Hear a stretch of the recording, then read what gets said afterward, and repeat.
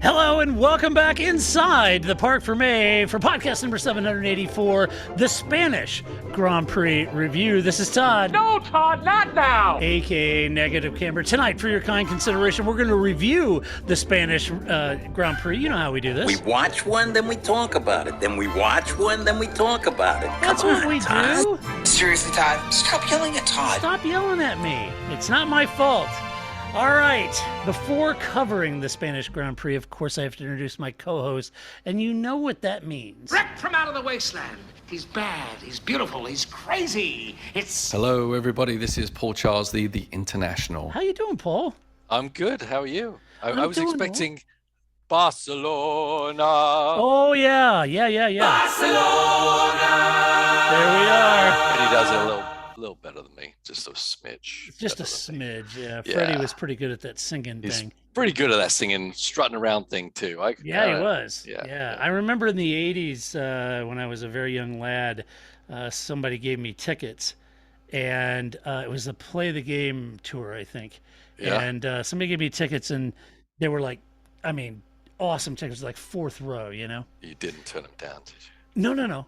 Oh. And so I got them. I thought, well, this is cool. You know, I love Queen. That's great. Yeah. And then this other friend of mine who is, like Queen, and he'd been many times, he says, where are the tickets at? I said, fourth row. And he goes, good luck. I said, good luck, what? He goes, you got to be eighth row and back as Freddie spits 4 rows in. And it's just like spitting everywhere. And it's like, dodging it, Yeah. I want it all. Yeah, spit all you want, Freddie. You were awesome. Yes, that would So- have been magical. I'd love to have seen Yeah. that. Jesus. Oh, yeah. Yeah, that was epic. That's was a good got to show. be the stadium band of all time. Yeah, no kidding. Yeah. No kidding. Kind of like really Haas F1, the Yes. stadium team of all time. So similar. So I never similar put yet. those two things together, but you nailed it. I did nail Well it, done, you know? sir. Yeah. You know, when it's all on the line, I want it Yeah. all, you know? Yeah. I know his name. Paul, there was a Spanish Grand Prix, and I know that you happened to this weekend be out hustling a 900 horsepower Aston Martin drift car. And did you manage somewhere in between all that drifting and burning rubber for the team? That now, who was the driver for your car? Yeah, I was going to say, I wasn't hustling at all. No, I know it was, wasn't you. Yeah, it was Darren Kelly. So he Darren was Kelly, okay. Harder Racing also has a drift team, added to an SRO GT4 team and the GT3 team. So, yeah, he's from New Zealand champion, and he was hooked up with the Harder Racing when Alex Riberas and Gabe Newell are stuck down in New Zealand during the COVID, and they actually started a whole GT3 team down there. Oh, and cool. While they were down there, and Darren, they befriended Darren, who was a drifter, and brought him in, and he drove the GT3 car in that championship. And for this year, the Hard Racing team based in Phoenix basically took a GT4 car, stripped it down, and prototyped all these bits and pieces on it, and installed a V12 engine, put a supercharger on it, That's just all awesome. kind of crazy stuff to make this bespoke drift Aston Martin car that doesn't exist anywhere else in the world. And this is just the beginning of its run at the drift championship here in the US. That's awesome. Did Yeah. Darren sound like this? Get off, now!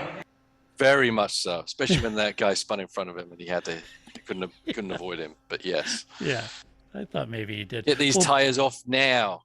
Paul, I'm trying to represent you this evening. Oh, well done. Yeah, Okay. I've got my GBR shirt on again. And I know you're not a Man City fan, but didn't they win like the whole enchilada? They won the whole enchilada by 1 point from Liverpool. It was it was a championship Sunday, was a nail biter, I'll tell you that. Yeah. Unfortunately, my West West Ham- Ham ran Well, out they of didn't do gas. too bad. Weren't they like fifth or something? Or Who's that? West Ham? West Ham? Yeah, well, we ended up 7th. Seventh. Okay. All If right. we'd have won our last game, we would have been 6th and back into European football. But unfortunately, we ran out of fuel, it seemed like, in that last game. And we're just kind of kicking the ball around and let the other team kind of take it and score goals on us. But anyway, I think Arsenal did better than that, didn't they? yeah, I think so. Yeah. Let's move on. Is this a Formula One podcast, Todd? Yeah, it's footy. Yeah, I don't Footy know. 24/7 here. Get on, Todd. All Come right, on, let's get on talk with the about show. Formula One, shall Get we? on with the show. Yeah. Paul, did you happen to see the cameo Of? in the race? Going through the garage, showing all the celebrities and luminary, and who did we see mid-race? That's strange. I wonder what's causing yes, all I the did. accidents. Yes, Pastor was Pastor. so happy to be there. He was all smiles in the Williams garage. Yeah, yeah. he's He's coming Latifi's home. personal driver coach, I heard. So Ah, well, there explains you go. a lot, right? Explains a lot, maybe. Yeah. So you don't want to stay away from the other car. You want to hit the other car. Hit the and other move, guy, him- yeah. move him out of the way. Right, Yeah, right, that's- right. Latifi took Oh that. boy, it's been a long time since Pastor and I entered a elevator together. You know, Yeah. I was at the hotel elevator doors. There's Pastor Maldonado by himself. I sit in, Yeah. we ride down and listen to elevator music. He's a little man. He is a little comparatively. man. Yeah, I bumped into him at Daytona. Did you? I was like, hey, Yeah. Pastor. You know, he's a delightful guy. He was really nice. Yeah, but- I was really wanted him to do like a little sound bite for Grace. You know. yeah, But, yeah. I just didn't have the cojones to Yeah. to ask him. You know, Pastor? Can you just say this? I wonder who's causing all the accidents. Yeah. I think he would have cottoned on to my Yeah, I think he would childhood have. games. Yeah. Then he would have stopped listening to our podcast, and we don't want Yeah. that. No. 'Cause I'm we sure didn't- I'm we never sure really he's an got. avid reader. Yeah, probably Yeah. pull his Patreon money too. Yeah, right. Yeah, we wouldn't want that. No. Some of that Venezuelan backing we need. Yes, it sways our thoughts. It Yeah. sure does. Yeah, we're always Uh, behind it. Yeah, so Paul, let's talk about. I got a little bit of preamble for you because I just want to talk about certainly very hot. Now, you know, this is a track the drivers know incredibly well because they test so much there.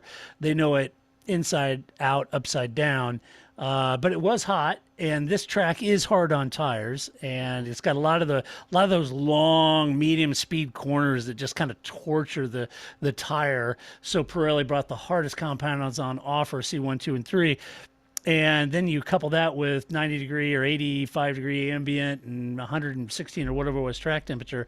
So it was always going to boil down to tire management, tire conservation, trying to prevent that degradation of wear rate. It led me to think that Ferrari coming in with their big upgrades and saying, now it's our turn, right? I was wondering at the end of the day, and really judging by Charles's comments after the race, I was still wondering, I'm, you know, that's really kind of their Achilles heel right now is that tire wear and degradation. Yeah, that- not ultimate speed for sure. Not ultimate speed, right?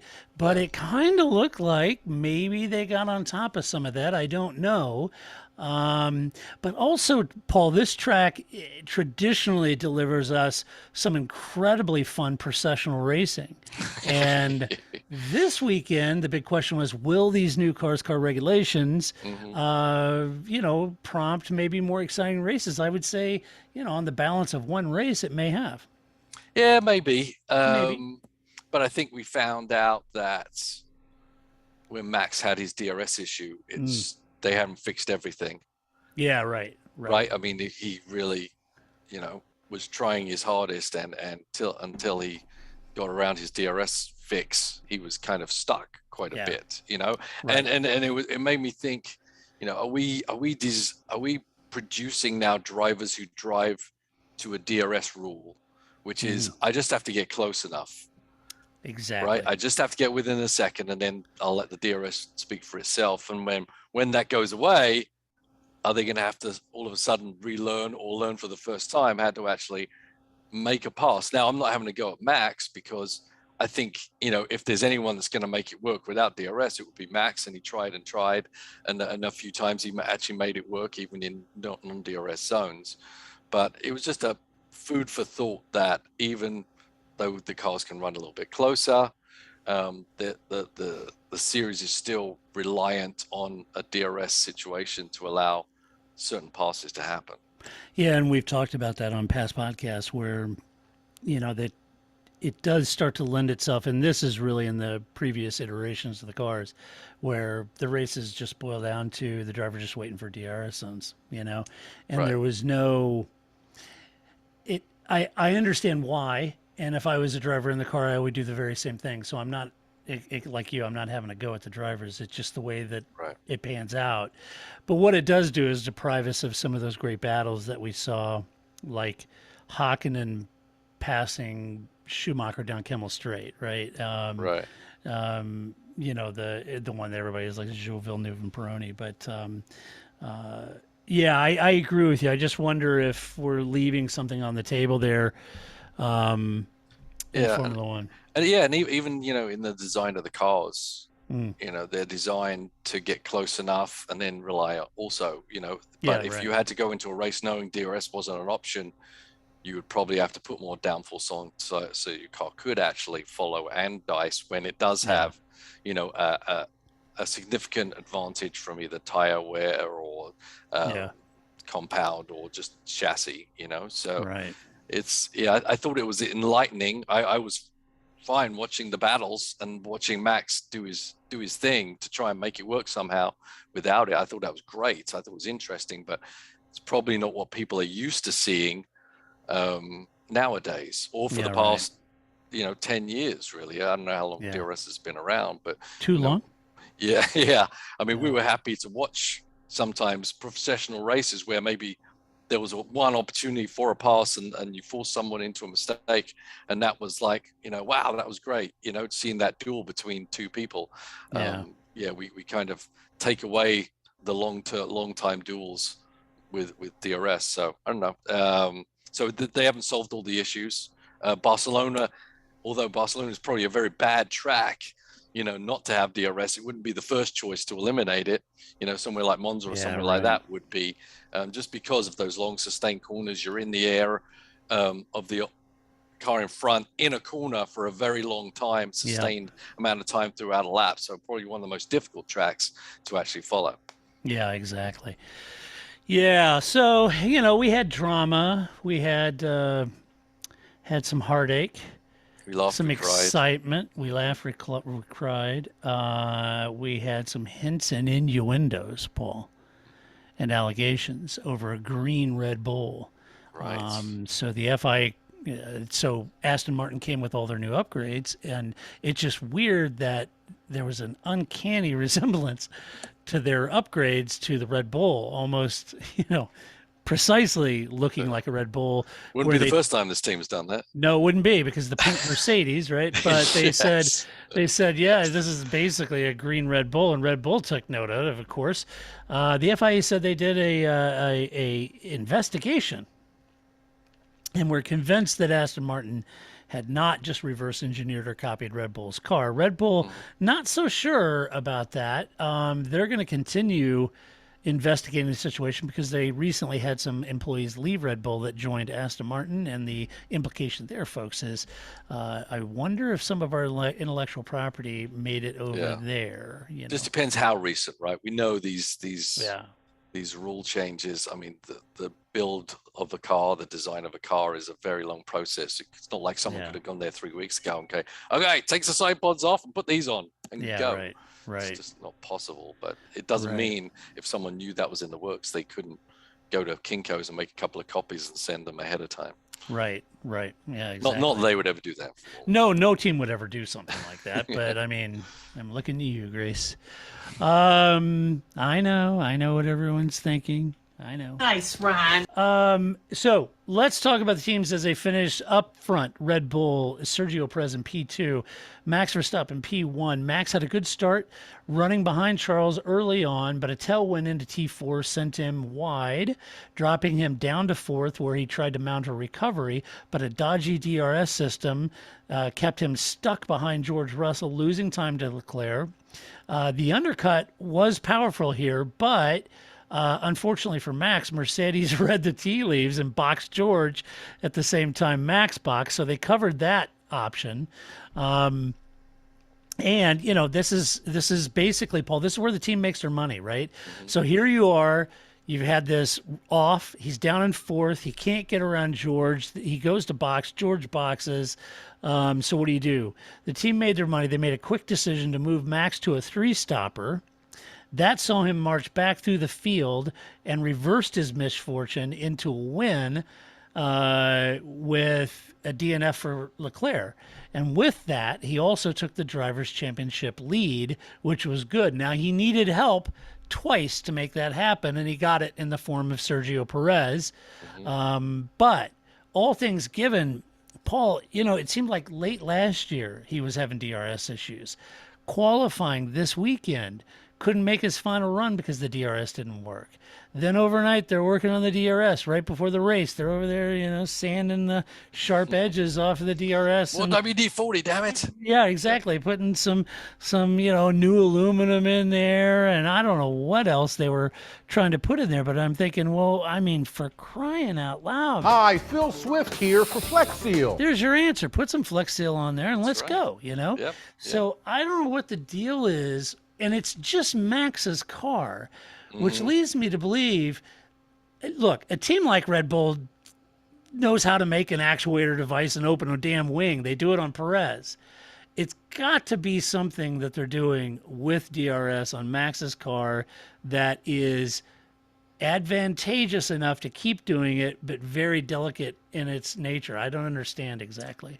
Yeah, I don't either. I wouldn't understand why they would have one on something different than me neither. On Perez's car. But definitely we've seen some fragilities with the Red Bull, be it the fuel pump or the engine or now the bodywork. It's definitely not the first time they've been on that edge and suffered for it.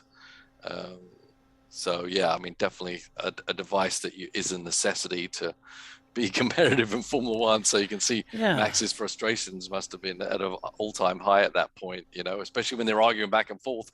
It's not open. Yes, it's open. No, your DRS is fine, Max. It's not effing opening. Yeah. And and there was a lot of you're pushing the button the wrong time, and all kinds of stuff going back and forth. And Max is over there pushing that button. Open, close, open, close, open, close, open, close. Yeah. So who knows if there was some error in there from what Max was doing, but it was obviously instigated by something not performing properly with the DRS system, and he was just trying to find a way to get it to work, But, and Christian said after the race, well, it's we're trying to reduce the weight of the system, and okay, so what are you making DRS out of? Balsa wood? I mean, what are we doing? Yeah. It's really so weird. unfortunate for him that Leclerc didn't finish the race, and he made the most of it. It's just absolutely crazy how far away he was, and now 2 races later he's in the lead championship. I know. He's had 2 DNFs this season, and now he's leading. Charles only had 1. Right. Meaning that when he's seen the checkered flag, he's won. Yeah. That's bodes well. Now, the controversy, or as some of our British friends might say, I know you don't say it this way, but it might be controversy, out of the weekend was the whole Perez and letting Max through and Perez not being happy. For Perez, he felt he missed out on a win. But in reality, Max spun, but his DRS surely hampered his progress through the field. The team had to try something else with Max to minimize the DRS issue, so they switched to the three-stopper to Sergio's two-stopper, and that meant that Max was on far fresher tires by the time he reached Perez, so he was, needed to get around. He had more pace. Sergio wasn't happy with the call to let him through, but Max had the pace, and there would have been little reason to risk damaging either car in a head-to-head battle at that point. Yeah. I agree with Christian on that sense. Although Sergio is, at the end of the day, Sergio's in one of the most sought-after rides in Formula One, and with that comes a team role for Max, and he knows that. And by finishing the way they did, the team took the Constructors and the Drivers' Championship.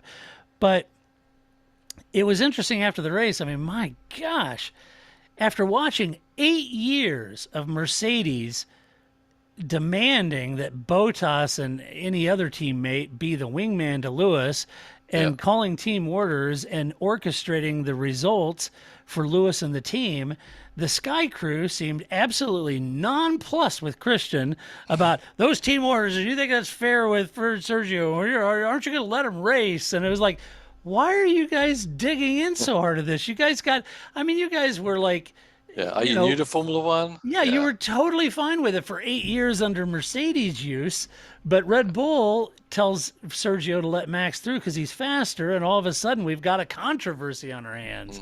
Well, Red Bull have a history of their team orders going Multi 21, horribly yeah, bad. that's Horribly true. bad. Yeah, You know, so yeah, I think it's not the end part that anyone should be upset of. Obviously, Max had a superior car with better tires, catching Sergio at the end. I think what Sergio's most egregious about is that when he had the tire, like Max had the tire later on, they didn't let him through. They wouldn't let him through. Yeah, And because I think Sergio was like, you let me through, I'll take care of George and I'll be on my way and I'll make up, whatever, Right. how many seconds he can in the race over everybody else, which may put him in position to duke it out with Max. But that's not what this team is ever going to do. Sergio, he needs to let out what he's frustrated with. He doesn't want to just kind of go, oh no, it's fine, I'm number 2, I'm the wingman, good. He needs to fight back a little bit, but he's not going to fight back a lot because Sergio, as you said rightly, it's one of the most sought after seats, and Sergio knows that, and he knows he's better off he's going to have a lot more chance of winning Grand Prix being driver number 2 at Red Bull than he will anywhere else where he'd end up if he left. Yep. So what Sergio needs to do is, take his opportunities when they arise, and, qualify better than Max, be in the lead of Max, or if Max has an issue, be there to win, to win. And that's really the best scenario that Sergio can really foresee. Max, they're not going to let them go toe to toe. They're not going to give number 1 status to Sergio. I think they're very appreciative that Sergio's there, for sure. And Sergio's making it very easy or difficult, whichever decision you think they should make, to keep him with the team. Right. We know there's other people outside the team that are still in that Red Bull group that would more than happily slot into that place. But Sergio doing a great job in solidifying his position and making it nearly impossible for them to choose anyone other than them here on out. And these are the times where you can chirp a little bit, but you can't start screaming, I need equality now. It's just not, it's not coming. He can accept it. He can push back, but there's going to be a lot more race wins in Sergio's belt for staying where he is. Yeah, I agree. So Mercedes, Lewis Hamilton P5, George Russell in P4. Now, given where they started, this was a great result for the team. Russell had, well, keep in mind, Mercedes did a filming day, tried out a few things, showed up this weekend to solve their issues. It very much looked like they solved a big chunk of their issues. That porpoising down the long straights didn't seem to be there. George had a good start, jumped signs, then set about running in third. He did a great job defending against Max as the Dutchman tried to march back up to Leclerc and drove a brilliant race to finish on the podium for sure, and a repass of Max. And at the time, I thought rightfully, I think the Sky commentary crew was like, do we have a precedence of these two, fighting each other? I don't remember, and I couldn't remember those two really coming together. But they drove each other very hard, very fair. It was a great battle back and forth. And afterwards, they asked Max about it. Max said, "No, George drove great. If the situation was reversed, I would have done the same thing." Yeah. I mean, the duel was very good, and you and I both appreciate the defensive driver. Even if you can be a defensive driver and pull it off in DRS world, you've got to be good at your job. And George is just continually over this year just proving everyone right that he should have been at the Mercedes.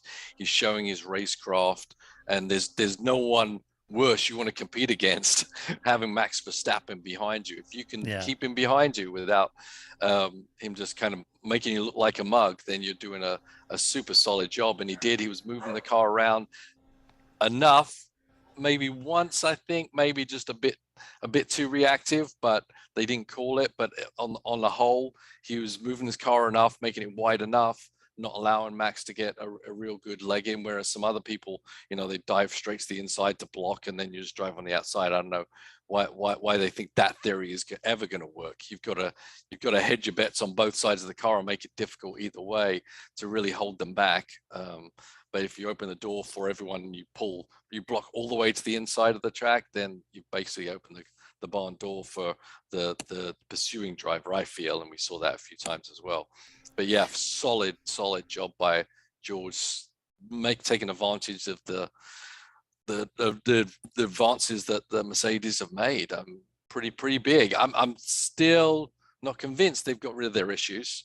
I think this track, as you say, everyone knows very well, means the teams know really well, means they know how to engineer a car very well for it. I'm still not convinced they're completely done away with it, but I think they have made massive strides, and they're just knocking on the door to make things really interesting with the Red Bull Ferrari battle. I'm excited to have the Mercedes coming to throng, because then we've got 6 cars vying for a race win. Yeah, absolutely. I mean, as fans, we should be so lucky to have Mercedes claw back up and amongst them, and in any of the 3 teams, 6 drivers could win, and that would be cool. Lewis, he had a tougher start, tussling with Carlos Sainz, and then he had that clash with Kevin Magnussen, which punctured his tire. That prompted a stop, dropping him to the back of the field, where he radioed at the time that the team should just retire the car and save the engine, which, I was it kind of shocked me a little bit, because that's not something you typically hear from Lewis. And after the race, I mean, he certainly was, his, effusive demeanor self. had changed a little bit. Yeah. And he was saying, "Oh, never give up, never give up. And we fight to the end." But, so that was why it caught me off guard a little bit, because he was kind of like, "Oh, hell," And so that was, that was kind of interesting to me. In reality, what Lewis was able to produce on Sunday, in my mind, and I think Toto alluded to this, was hugely beneficial for the teams in terms of data and comparing his car with George, because they were on different setups and, their improvements.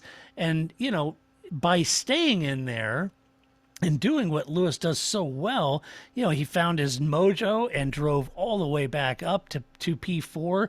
Then he had a heating issue, which was darn near a DNF. He had to lift and coast, cede the position to Carlos Sainz, so he finished in P5.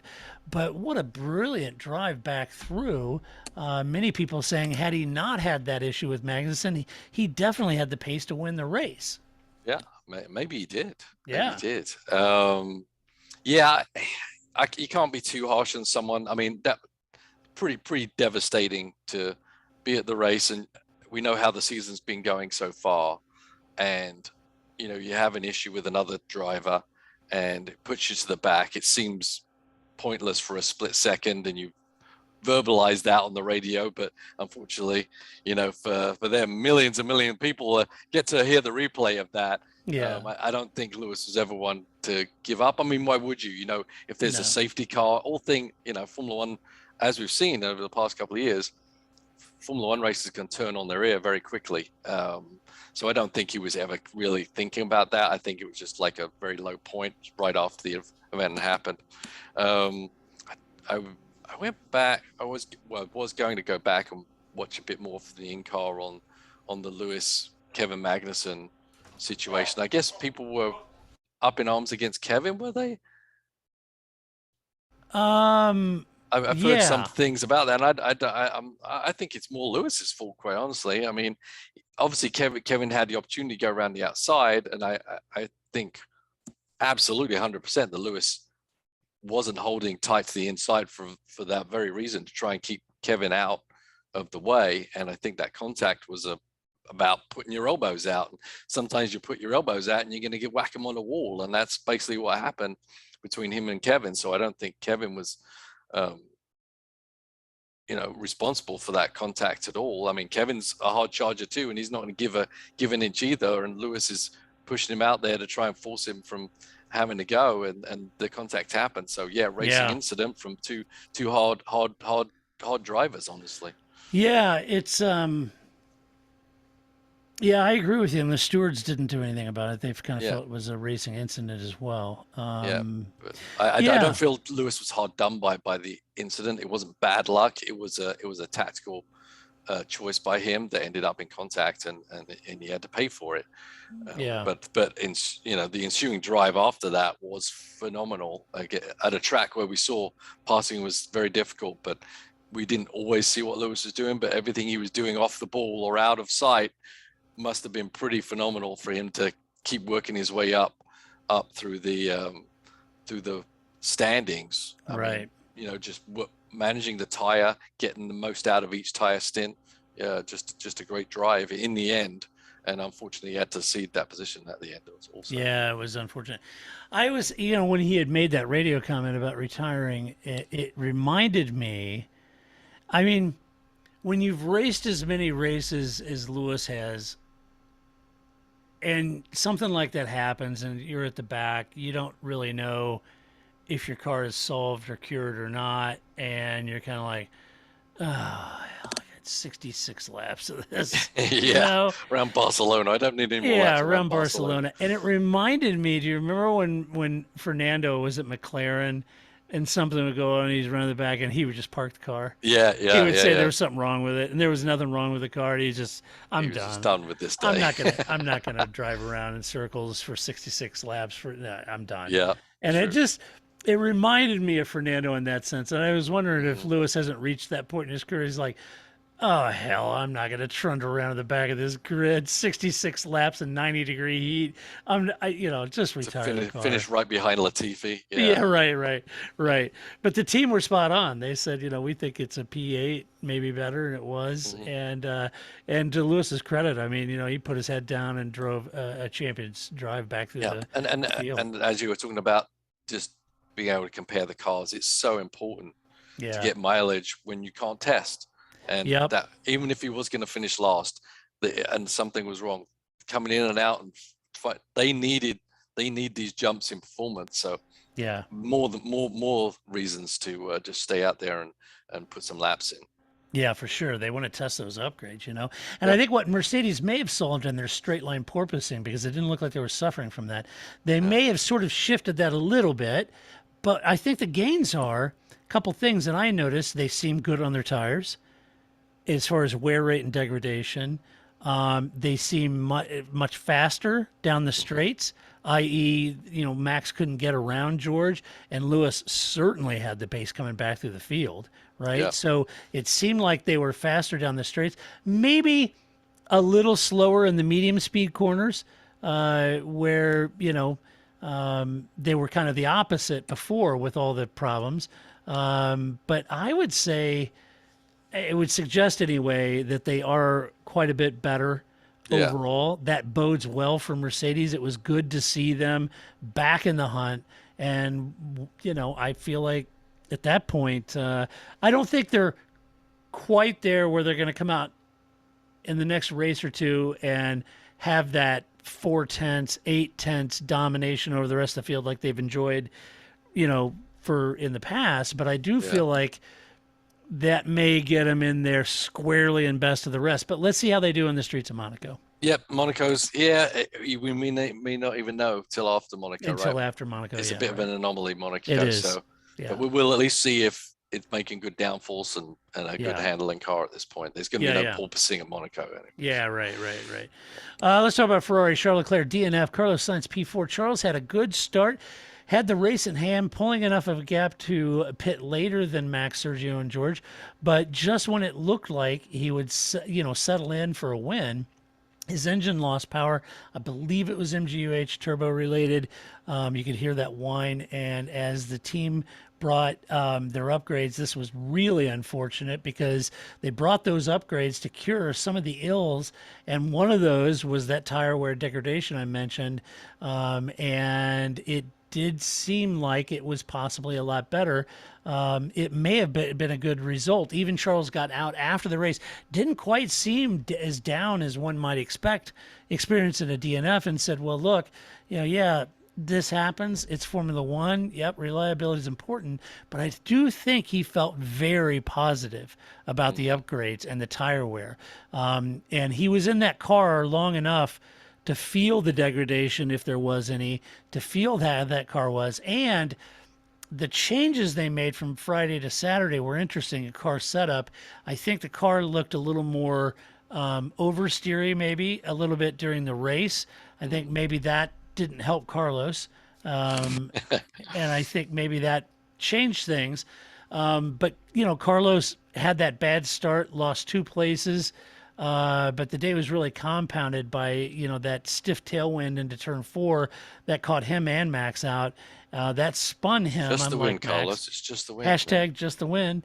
Yeah. That spun him, dropped him down to the order, out of the top 10. He fought back to 4th, was passed by Hamilton, who was really flying. Fortunately for Carlos, Lewis had that heat issue, ceded the position to Carlos. He took P5 at his home Grand Prix. It was a bad weekend for Ferrari.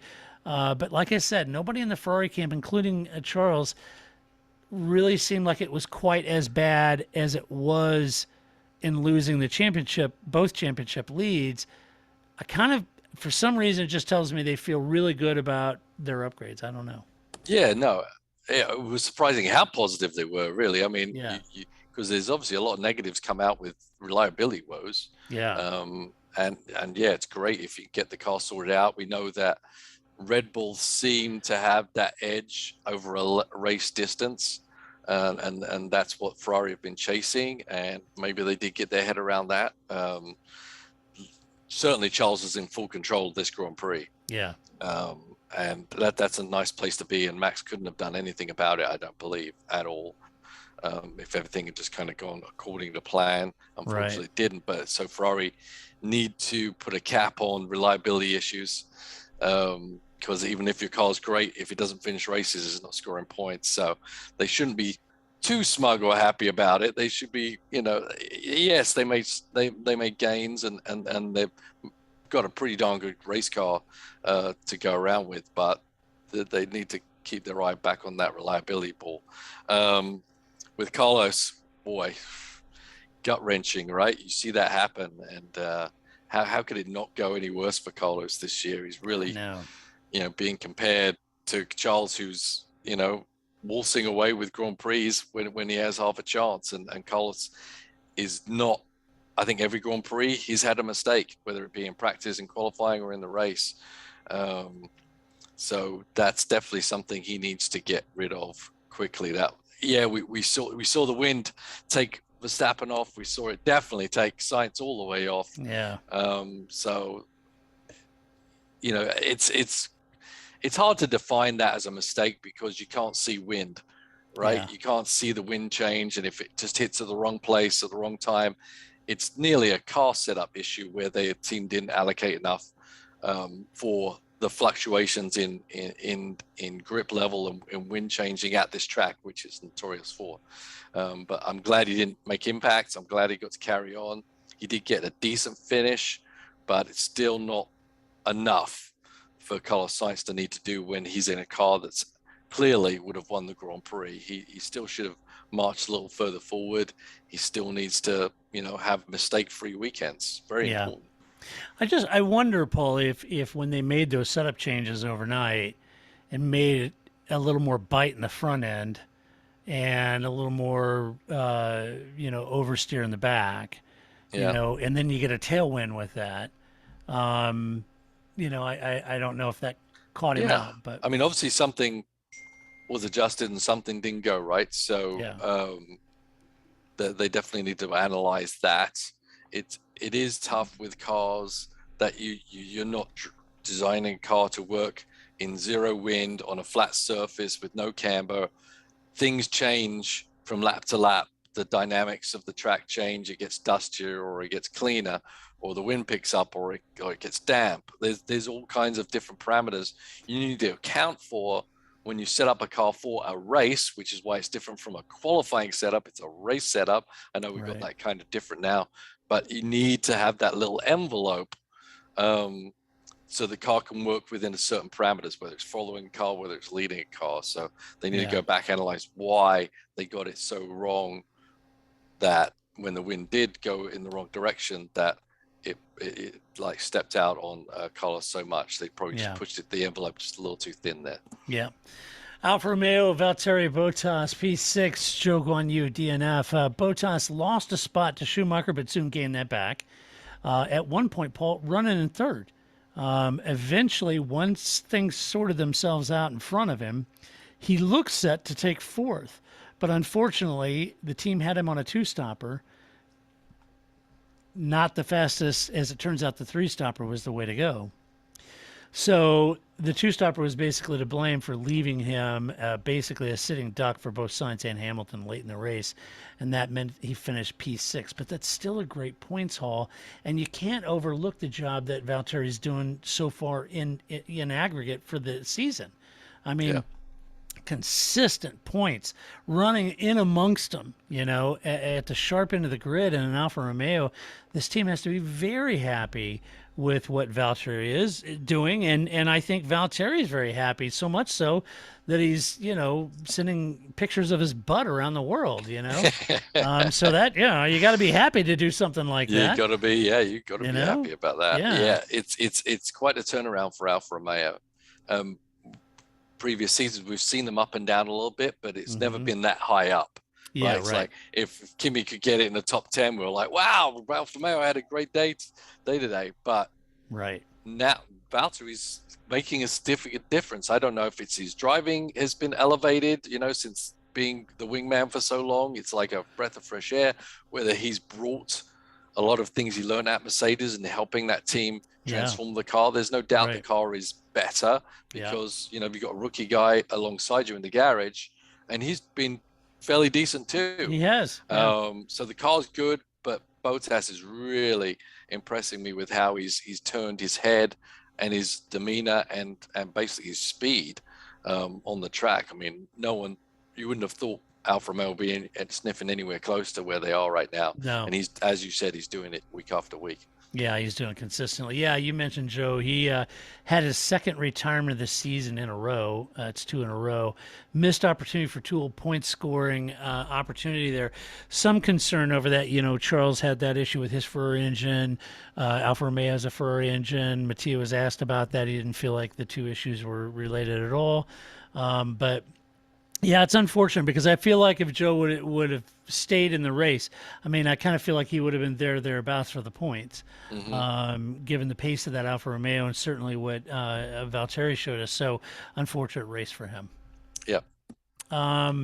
Alpine, Fernando Alonso P9, Esteban Ocon P7. Alonso took a new engine, so that meant he started from the back of the grid. He quickly made up 11 places, Paul, which seemed to verify Alpine's statement that their car was better on long runs than just a single lap. So the qualifying wasn't that great, but their long run is much better than that. Fernando had that slow stop that didn't help him, but he managed to score points in ninth with some decent passes on track. But I don't know that I would disagree with that. I think they do look better on long run. They may qualify 12th and 15th or something like that, but come race time, they're up kind of in the top 10. They seem to elevate on those long runs. Certainly Esteban and P7 did.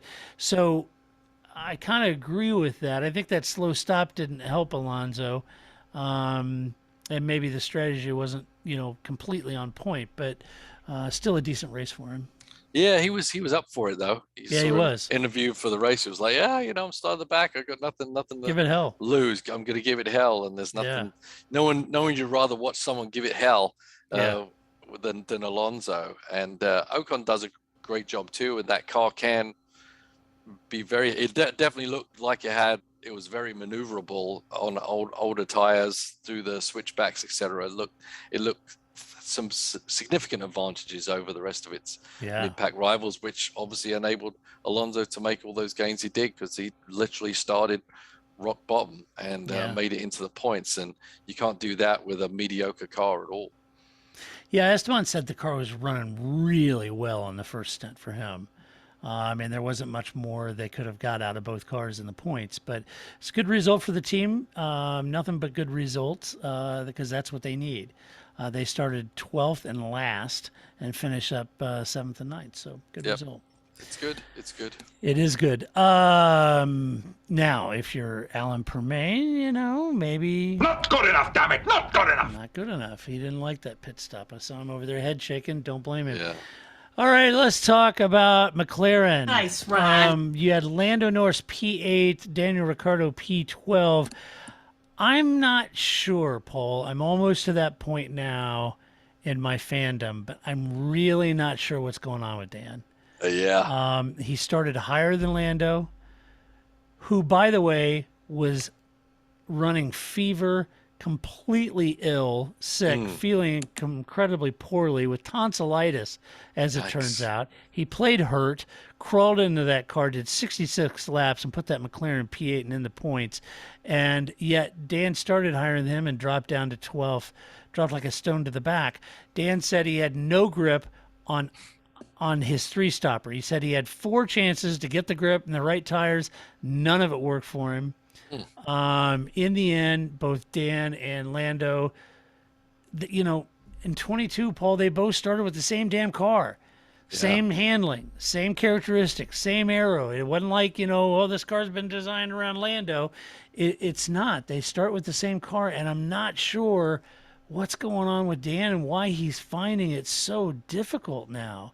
It's almost like you have to go back to his Red Bull days when in 2013 or whatever, when the cars were different. And it's almost like the 2014 change onward, his time at Renault didn't really work out. And now his time at McLaren, I just something about these cars. I don't know what it is, Paul. Yeah, it's tough. He's obviously not getting the tire in the window that needs to work at. I mean, complaining about no grip from the tire is the car's the same. So there's something to do with either his method of trying to get energy into the tire, get it into the right window of tire pressure and temperature, or the team's letting him down in not engineering and making the settings right to work for him. But that seems, it's not, he hasn't forgotten to drive or how to steer a car or where the apex is. He's just not syncing with that car to get the most out of the tire at any point in time. Or last year, yeah. So that has to be analyzed. Definitely. He's no slouch. And, but if he can't, it may be a step too far in how he attacks a Formula One car to get the most out of it. And Lando is able to adapt as they go along a little better. But hats off to Lando for fighting hurt, and Dan needs to. They've got to figure it out. We'll see how they do at Monaco. Obviously, a great track for it is a good track for Dan. Yeah. And I think just the approach on the tire is so different to Monaco. So maybe he can have a bright spot to help move him upwards. But definitely something to do with how they're setting the engineering of the car up to work with the tire, and Dan not being able to get it to that point that it needs to be. Yeah, that's a good point. And you're right. Lando is a Herculean effort. Converted his 3-stopper into a P8 finish. He was definitely ill, and like I said, played hurt, got in the car, drove 66 laps, and I'm sure he collapsed after that. But at the end of the day, that is why he's the prime focus at McLaren. Like it or not. Like it or not. Yeah, sorry. AlphaTauri, Pierre Gasly P13, Yuki Tsunoda P10. As much, Paul, as I'm confused by Dan, I'm starting to become really confused with Pierre. Yeah. He just seems to really be struggling with this year's car, so much so that Yuki's becoming the benchmark. With Yuki's got nearly twice as many driver's points in the championship. Wow, that's crazy. Than Pierre does. This isn't the Pierre we saw last 2 seasons. I'm not sure what the issue is, but if he was looking for a Red Bull ride, this isn't helping. And even if he's looking for a ride at another team, this isn't helping, right?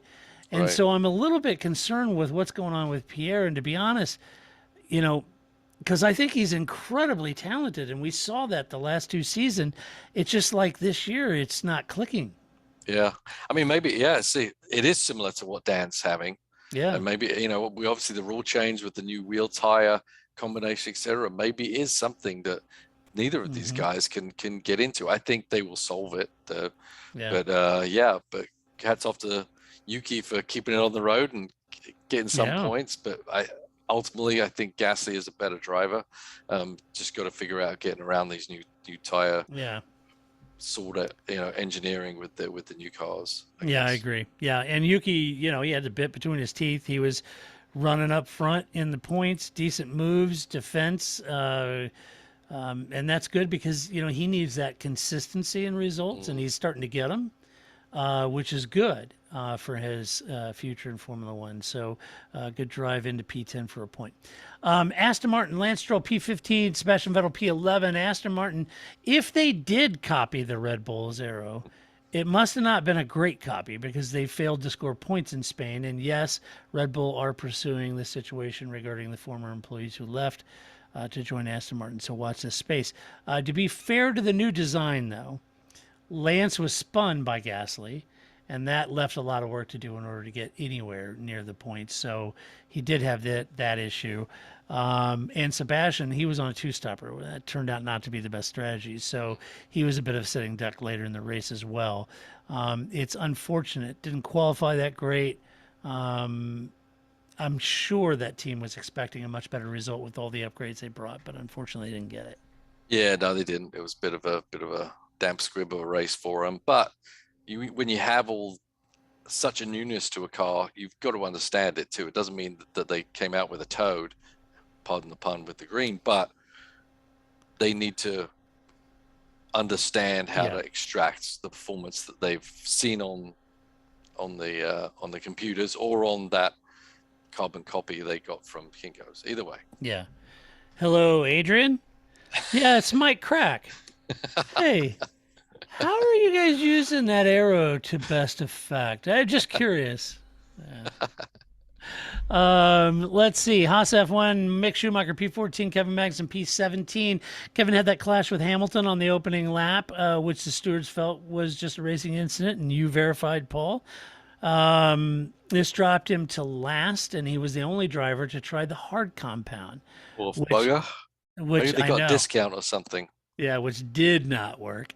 No. Couldn't get back into the points, so that was bad. Mick just couldn't keep the pace he needed to stay in the top 10, despite briefly running there. He was up to fifth at some point, right? I know. And it would have been his first points in F1, and even the Sky commentary crew were all, Mick, you need to do a lot more, or you're not going to be here long. Yeah. Okay. Tough situation because, Paul, here's the thing. Kevin and Mick both made it to Q3, on merit.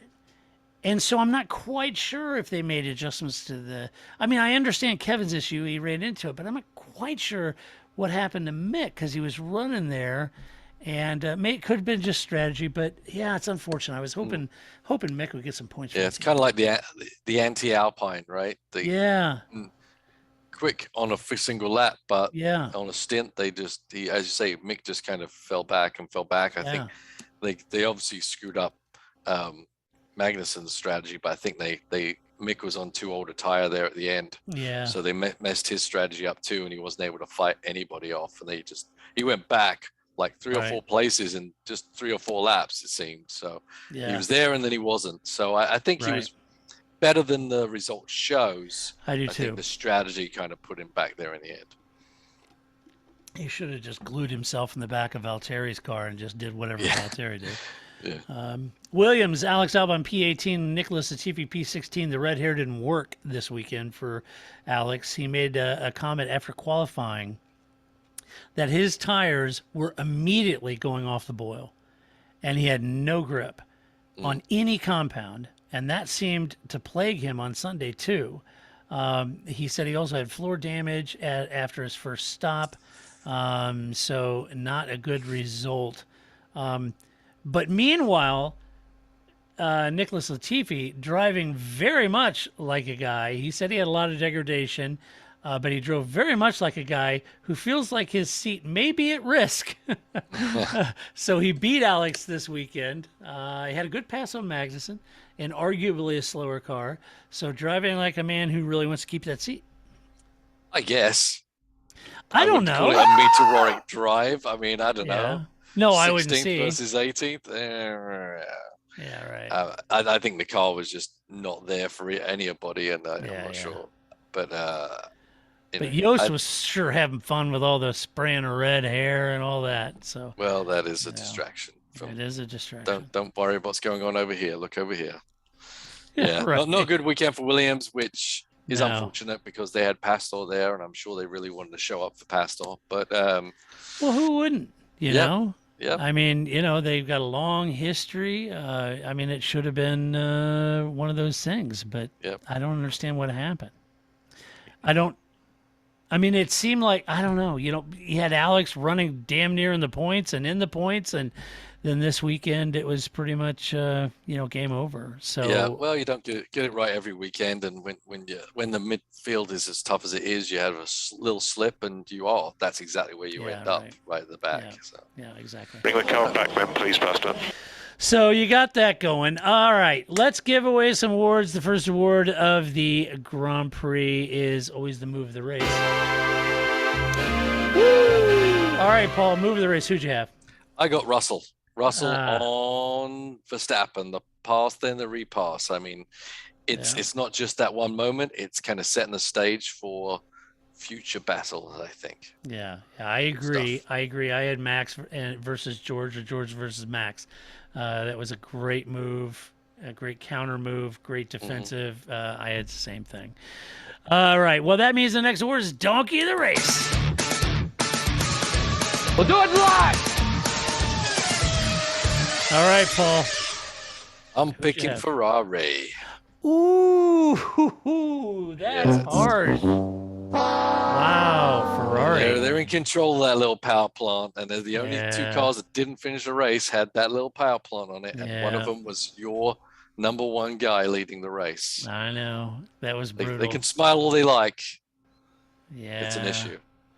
I know. It was Not good enough, damn it! Not good enough. It wasn't good enough. I had Red Bull's DRS. Guys, got to get that sorted. I know whatever you're doing is super trick and super awesome, and I get it, but that only works if it works, right? Yeah. So you got to make that work. Anyway, that's who I picked. All right, well, then it comes down to the last award, which is Drive of the Race. Good God. No one knows what it means, but it's provocative. Yes, it is, Paul. It's provocative. All right, who'd you have drive the race? I've got Russell. Nice. I gave him the move. Well done, I George. like that. Yeah. Well done, George. I mean, it was a complete race. I agree. A feisty race, and never give up. And as I said with the pass, it's kind of laying a foundation for who he's really going to be competing with for race wins and championships in the future. Exactly. Well, I know everybody, accused me of bandwagoning because George is doing good. I said 2 years ago that they should have put him in the seat last year, if not 2 years ago, and let him apprentice behind Lewis. Definitely last year. So, and we all saw that when he sat in for Lewis and damn near won the race. So anyway, he's doing a great job, very worthy. I'm going to give it to his teammate Lewis. I thought, coming into this, getting in that altercation, put him at the back of the grid like Alonso, who could have been deserving too, but put him at the back of the grid, then he's, crap, do I want to do this? Then put his head down, put the bit between his teeth, and rocketed through the field. A great drive. Had some incredible, he was the fastest guy on track at one point. So I just thought it was a great recovery drive. And to be fair, and not just because of that, because I think it was a drive the team really needed him to do, right? To get that data, to show the difference between the two setups. And this is what George was doing. This was his pace. We know George has been carrying the bulk of the point scoring and top fives all season, but we know Lewis, we know how he drives, we know what he's capable of. This was his setup. This is what the upgrades did on his car. I just think they harvest a lot of great data. Yeah. And it's and critical. motivation. The team himself, needed that. He does. Yeah, maybe he did need that, but the team definitely need to. They're not going to forget easily. What Lewis has done over the past 8 seasons, but they are. He's still got it. He's still in it. To there was a lot of contemplation over the winter, and you could have been saying, well, maybe he's just not into it anymore. But after that, I was curious. I think you can see that. Yeah, I was wondering, Paul. It's hard not to come out of a season, like I said in the last podcast or the one before, and not have the stuffing taken out of you, and Yeah. it's difficult to do. And I think you're right. I think he needed this. I think the team needed this. I think George has been delivering all season long. I still think, the team is struggling to really focus on George beyond platitudes, but they should be. Because George is the future of that team. He's doing a yeoman's job. But it's great to see Lewis back fighting, back on pace. And, it just goes to show you how damn brilliant this team is and how good they are. So good on them. Yeah, it's important to get that motivation. I remember, that Russian Grand Prix review we did, and you and Grace got me around, and you're like, Paul, that just wasn't good enough. Are you still into this? Do you still like Formula One even? What are you doing? Because if you're not going to put out 100% for every race review, never you're give up. Find someone new, and That's right. sometimes you need a kick in the pants. Yeah, that was more Grace than me. But yeah, Yeah, that's how she rolls. Vicious. She was relentless. Oh, I know. She She was just finger pointing and yeah. shouting. I know. It was You know how Grace horrible. is. She just one of shoot the low the points of my life, right yeah. there. She shoot the wounded. Let's go. We gotta go. Terrible. I know. She's that way. All right, let's do some mailbag. You've got mail. All right, Brian asks, hey, Todd and Paul, like always, thank you for the podcast. Well, you're welcome, Brian. Thanks for listening. And great work, you guys. Well, thank you very much. I was wondering, why did Bob Fernley not stay in F1 after Force India went under? Was he more so just the face on the pit wall and Otmar was making everything happen? Just seems to me that while he was there, they were competitive with what they had. Thank you again. I look forward to hearing another 700 plus episodes. Gosh, I hope you didn't have to endure 700 episodes, Brian. I feel bad. That's like torture. So anyway, I think this is a great question. And we talked about it right when the team was kind of sold and Bob left. And I've met Bob. I've interviewed Bob. Very nice guy. Great sweaters. Likes sweaters a lot. Wore a sweater when I interviewed him. He must have learned that from Jean Todt in his Ferrari days. Always in a jumper. I think it's interesting because I think the combination of him and Otmar is what kept that team going. I think Bob navigated a lot of difficult situations, as did Otmar. I'm not taking anything away from Otmar. I found it really interesting, Brian, that when that team was sold and then Bob was summarily let go and Otmar was retained, I wondered the same thing you did at the time. I think I may have even made the comment on a podcast or two that I thought it was weird that they would let Bob go but keep Otmar, because Bob is the guy that kept all the plates spinning. Seemed more intrinsic in the, yeah. He did at the time. But what may have changed my mind is what he ended up doing Yes. with McLaren at Indy, right? Yeah. That was I think not that good. changed a lot of things that happened to Bob I afterwards. think that may have been the nail in the coffin for Bob in Formula One. Yes. Anyway, and maybe Indy. But, Zach Brown handed him that opportunity to run that McLaren effort with Alonso at Indy, and they didn't qualify. And that was not good. It was an organizational disaster. It wasn't was. that they just didn't qualify. There was a lot going on in that team that caused Alonso not to qualify. Yeah. A lot of mistakes were made. And And I mean, Zach I was think, furious. yeah, I mean, I think, there was probably a power struggle between those two at the Force India.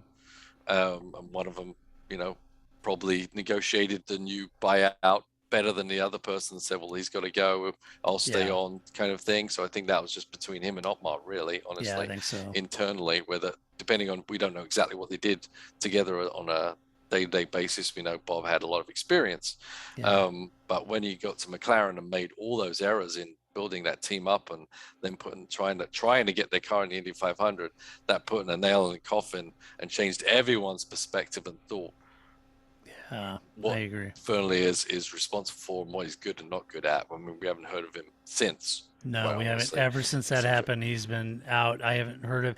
And I'm sure if queried, I'm sure Bob would have, a different view of what actually happened. It's very similar to what happened at Williams with what's his face. Forgot his name now. Patrick Head? No, Pat Simmons.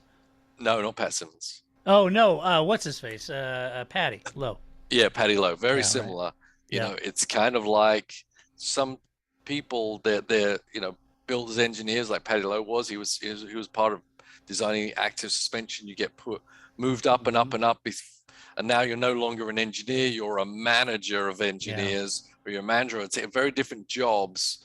Yeah. And maybe that's not really the job you should have evolved to, and you fail, and it kind of destroys a lot of the good stuff you've done beforehand. You know, it's like when he came over to Mercedes, like, oh, look what Patty Lowe's doing. It's like Ross Braun did all that. Yeah, the car that Ross built, he just kind of kept it going, that. and you inherited that. So anyway, it's a good question, Brian. Thanks for that. Simon, over here in America, you would catch we Americans saying you're Simon in Derby, but as I happen to know a British gent named Paul, and I happen to have a lot of British friends, I know it's actually Derby. So Simon Darby says, "Hi, Todd, Paul, and Grace. Have a question about porpoising. Am I the only one who winces when they see the cars bouncing and wonders what the impact might be on the drivers? I'm thinking of former players of contact sports like boxing, American football, soccer, etc., reportedly suffering long-term illness relating to the injuries later down the line. Surely this can't be good for the drivers. Should the rules change again if this doesn't improve? What are your thoughts? Love the show. Thanks, Simon from Derby." I think it's an interesting question, Paul. Yeah. Because on one side, yes, contact sports, concussion, those kind of things, very serious issue, very serious concerns for sure. This isn't full contact, but they are, in some cars worse than others, violently bouncing up and down, and making them feel ill or whatever it might be. And you wonder, it's a legitimate question. If the teams can't get on top, in aggregate, all of the teams can't get on top of all of this porpoising, or have got on top of some of it, but it's still all there in this bouncing. Should they take a look at something to cure that, even if it maybe slowed the cars down a little bit? I don't know, but it's a great question. Yeah. But I'll toss it to you, Paul. What do you think? Yeah, I mean, I'll go back to a long conversation I had with Alec McNish, actually. And it's of a different ilk, but similar to do with physicalness of a body that takes a hammering when it's out in the car. And he was telling me, when he first drove some cars with serious downforce, I can't remember if it was the Formula One car or the prototype car, and physically inside, your organs get twisted and there's loads pushed on them that your body's not really set to take. As a normal human being just walking around. Yeah. And you could physically feel it. It would physically make him sick, till his body somehow figured a way of dealing with it. And there's lots of maybe repercussions that could happen from the bouncing, the hitting on the ground, whether it be on your back, whether it be on your neck, whether it be on your eyes, the retinas of it. I've known a couple of drivers who had some severe retina injuries from crashes, and it's nothing, their arms and legs are fine, but you detach your retina and that's lights out, pardon the pun. So you've just got all kinds of things can happen. They may not, like a football helmet to helmet hit where it's instantaneous, you see it. It could be a long term, maybe a few months, maybe a couple of years, that maybe they'll see something like this. So we do see the moving around on the car. And the hit. It's one thing to be buffeting with the air, but it's one thing to be taking constant hits. So I think it seems like the teams are getting their head around it and eliminating it. It's not sustainable. But if it was something that the teams were saying, you have to deal with it because that's the only way you can be competitive, then I would say absolutely the F1 would need to look at a rule change to try and eliminate some of that. And we know that ride height changes the porpoising. If you raise the car up high enough, the porpoising goes away, but the performance of the car goes down. So that's why the teams are always trying to push this car as low as they can. So maybe there would be a stipulation of minimum ride height, something like that, to try and eliminate the cars getting to that point, needing to hit the ground, constantly going up and down the straights. Now, you could test that, Simon. You could put oval-shaped wheels on the back of your car and drive up and down the M whatever to London and back at rate of knots, you know, and just see what that does. Yeah, That or might just be- disconnect your ABS and just go into a roundabout super hard and just launch There the you go. brakes. Yeah. That's the worst when Yeah. I was racing. Like the worst, everyone jokes about, oh, that smell of tire smoke. I love it. I hated the smell of tire smoke because usually it meant you overcooked the brakes, you locked them up, and you had got a nice little flat spot to deal with for the rest of the time. Ugh. Right. Yeah. Nothing more ego deflating than a flat spotted tire. I'll tell you that. That vibration on the front of the car. Terrible. Brutal. Anyway, all right. Well, that does it for this show. That's what we think of this. But don't go away because Paul and I come back to review the crown jewel of Formula One, the Monaco Grand Prix. Excited about that. And so we'll see how these bigger, heavier cars do in the tight streets of Monaco. That should be exciting. Share your opinion on this race. You can do that by going to theparcfermé.com.